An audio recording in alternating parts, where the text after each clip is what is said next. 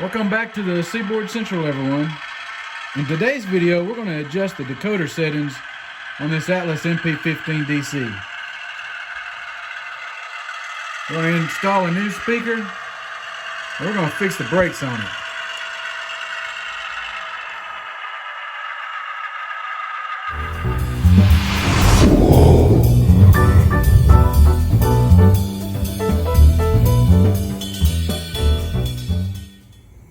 As a locomotive engineer, before we start our trip, one of the first things I have to do is our daily inspection on every locomotive in the consist. Part of that inspection includes inspecting the brakes. One of the things I look at is the piston travel, the brake shoes, and the brake rigging that's at the very bottom. And this is how the brakes are adjusted on each locomotive in that brake rigging. The farther that piston travel is, the less effective the brakes are on the locomotive. The maximum allowable piston travel is 6.5 inches. All right, we've got the locomotive on the programming track, and I've loaded up the LokProgrammer. And so the first thing I want to do is I want to go in to modify the settings of this decoder.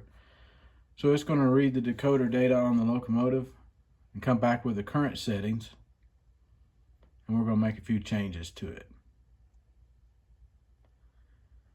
So this is what's currently loaded up on the locomotive. This is the first page that comes up. You see the locomotive address. These boxes that I have checked are things that will apply if the locomotive is in a consist. So if it's a trailing locomotive or a lead locomotive, this shows which functions will be active in the consist. So what we're going to do is we're going to adjust those brakes first. We're going to go to the brake settings screen, and I'm going to scroll down to the bottom here. Now I have it currently set for all three brakes. Brake 1 is at 20% or 51. Brake 2 is at 33.33% or 85, and brake 3 is at 102 or 40%. This gives you about a 5-second stopping distance. If you're running about 8 miles an hour and you throw the brake completely fully on from 8 miles an hour, it takes about 5 seconds to stop, which is good for something like an SD40-2 running light. But for a small switcher engine like this, I want to get it down to 4 seconds, which would be more realistic. So on this screen, I'm going to go down here to brake function 3, and I'm going to increase this number from 102 to 110. And I'm going to go up here to this button right here to write the decoder data to make the changes.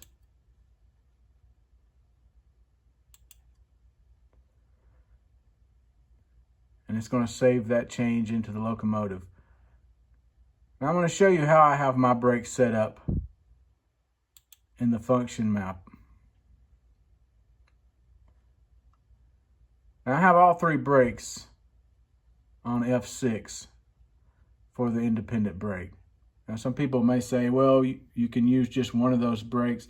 With a proto throttle, I found it works really good to have all three. I don't know if it has something to do with the particular settings on the proto throttle, but this is the way I set it up, and it gives me a really realistic effect. Something else I'm going to do while I'm here is I'm going to adjust some sound settings. So I'm going to go to this master volume is way too loud on this locomotive. So I want to change this master volume. So I've highlighted this number, and I'm going to change it to 64. And that's going to bring that master volume down to 50%. Also, while I'm at it, I'm going to go to sound slot settings.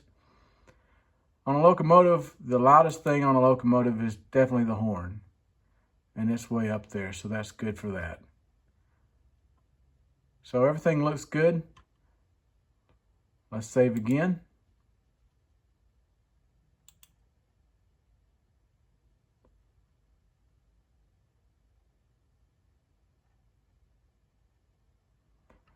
All right, one way to check it before we put it back on the layout is go up here to driver's cab. Click on go. F8 turns the sound on.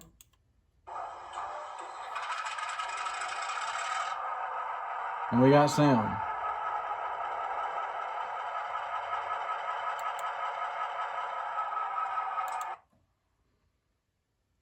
While I'm at it, I'm going to go ahead and save my changes to this. So I'm going to save this as this GMTX221.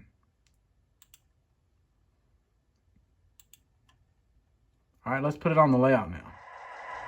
Okay, with it now back on the layout and that new Scale sound system speaker is sounding really good. So let's give it a test. And here I'm going to throttle it up to notch number 4.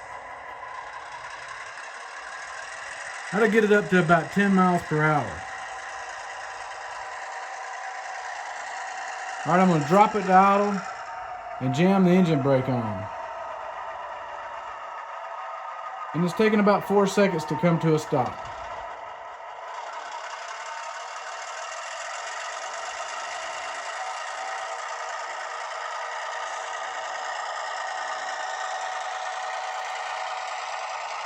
One, two, three, 4. Perfect.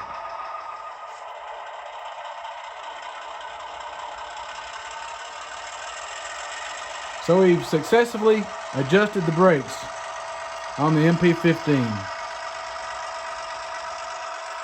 Now I can go back to safely switching the plant.